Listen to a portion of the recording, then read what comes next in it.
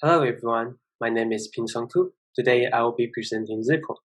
This work was done during my internship in X Discovery Lab, where I was in collaboration with Jin, Yan, Yixin, Yiwen, and was advised by Barrett and Xing-Dong. Zippro is an interactive zipper that composed of a 3D printed slider and puller.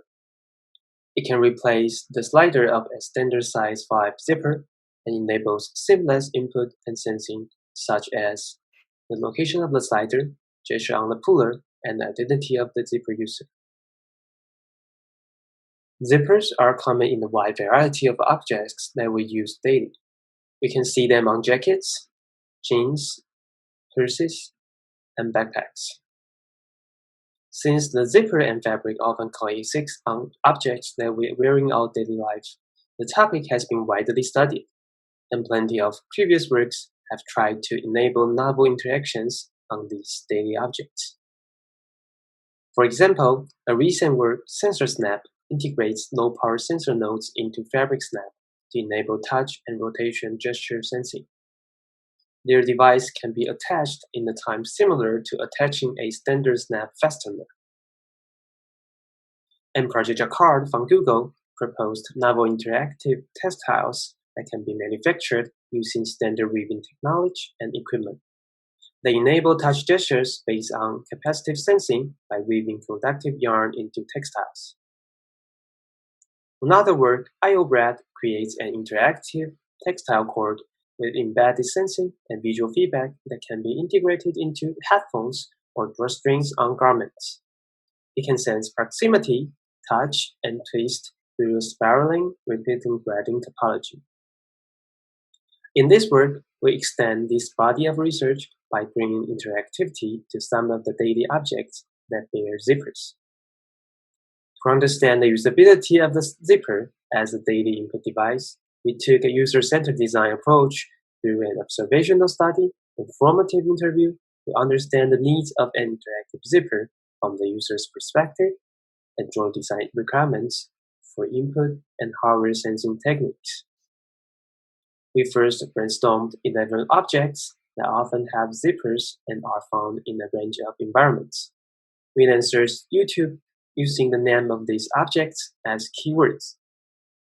Starting with 1299 candidate videos, we manually searched the events of each and removed 807 videos that did not involve any zipper operations. An additional 48 videos were also removed for redundancy. This resulted in a total of 444 videos for analysis, with an average number of views more than 200,000 and an average length of about 10 minutes. By observing the many different ways zippers are used daily, we aim to gather the insights needed to develop a wide range of interactions. We observed several common zipper operations and states, such as static slider states, slider motions, various hand grip types, and grip locations. We then summarize our observations and potential opportunities enabling foreground and background interactions. A detailed discussion can be found in our paper. Besides the video observation, we conducted an interview study to improve our understanding of user preferences of foreground interaction we identified in the observational study. 28 participants were recruited in this study. The study focused on the front zipper of jackets, pocket zippers on the jacket sides, and the zippers of a main opening of backpacks and wallets. For each of the 4 zipper conditions, participants first tried every technique, then report their preference using a 7-point Likert scale. The tested interaction techniques were based on the finding of our observational study. In particular, we included 2 grip types, 3 grip locations, and 2 slider motions. To enrich the input vocabulary, we also include the back and forth motion, tap, and swipe as additional inputs. Based on the outcomes of our observations and formative studies, we can infer several sensing requirements needed to enable foreground and background interactions. To demonstrate the feasibility of an interactive zipper, we developed a self-contained prototype to enable some of the interactions suggested by our studies. There's two main parts of our prototype. For the puller part, we aim to enable the sensing of touch input, hand grip type, and user identity. It consists of 3 layers of components. The first 2 layers include a capacitive touch sensor and a 3.7-volt battery. The third layer is a printed circuit board containing the main control unit, Bluetooth radio, and a fingerprint sensor. To sense the location of the slider as well as the slider motion, we installed 2 infrared proximity sensors inside the slider. The sliders were positioned on top of each opposing row of teeth. When the slider traveling along with the zipper teeth, the proximity sensor will return high and low values. We can therefore count the number of teeth and calculate the traveling distance. Since the 2 proximity sensors are placed 8.5 mm apart relative to the slider's moving direction, we are able to detect the moving direction based on the phase difference in the 2 sensors' signal. We conducted a series of experiments to evaluate our prototype. Here we are going to talk about 3 main experiments: slider, movement, grip gestures, and user identification. For slider movement, we conducted an initial experiment to evaluate the robustness of our system against teeth made of various materials of different colors.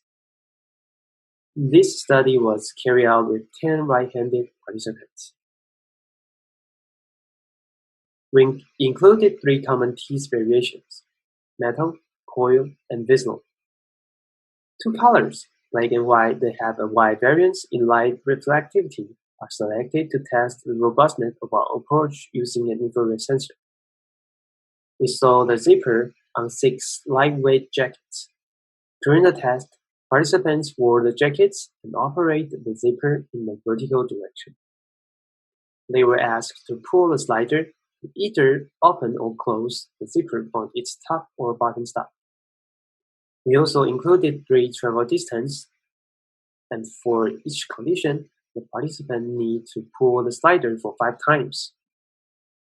The result shows no error in detecting travel direction, and the average error for each zipper pull is 0.67 mm.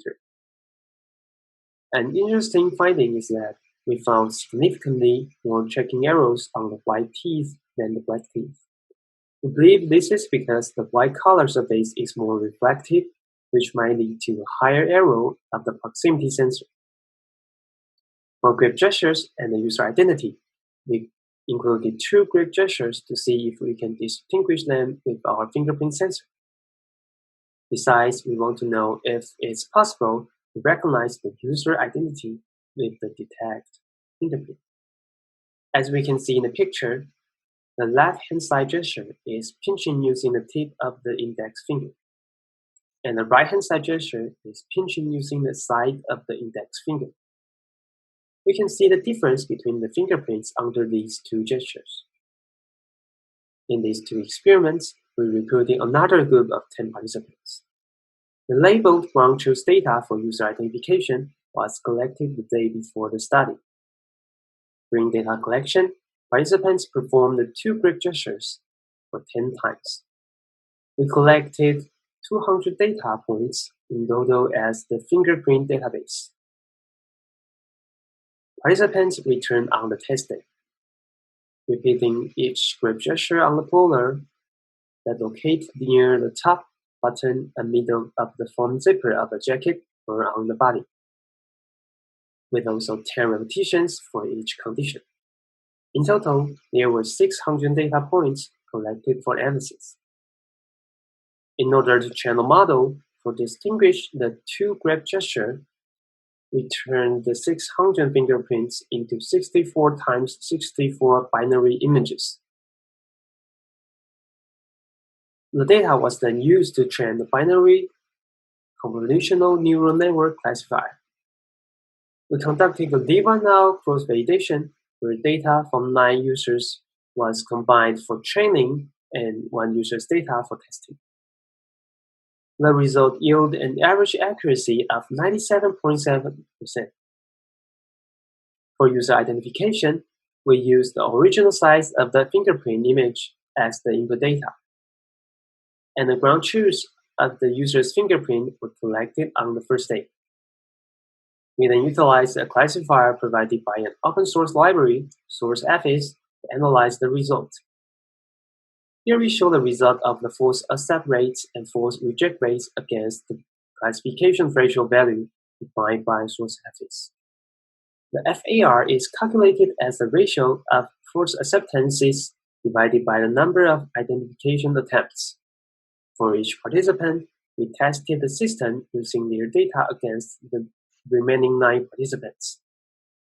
On the other hand, false reject rate is a measure of the likelihood that our system will correctly reject an authorized user.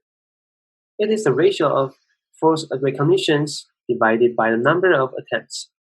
For each participant, we tested the system using their own data collected on different days. Here we show the average value of all the participants' FRR and FAR. Depending on the choice of the classification threshold, we iterated all the thresholds and chose 26 for our system. This results in the FRR and FAR of 10% and 0.1% for the tip pinch, and 34% and 1% for the side pinch. We see this setting useful for security-related applications. With our prototype, we were able to develop several demo applications to demonstrate the possibilities of Zippro-based interactions. When the user leaves his backpack, Zippro prevents items from being stolen from the backpack by sending a warning message when someone tries to pry the zipper open. If the zipper is left open during the journey home, the system could remind the user to close the zipper.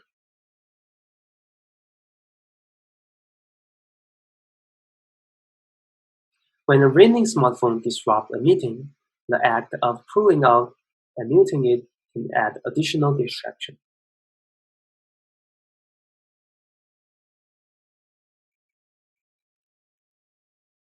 Instead, a swipe gesture on the pocket zipper can provide a subtle alternative to silence the phone.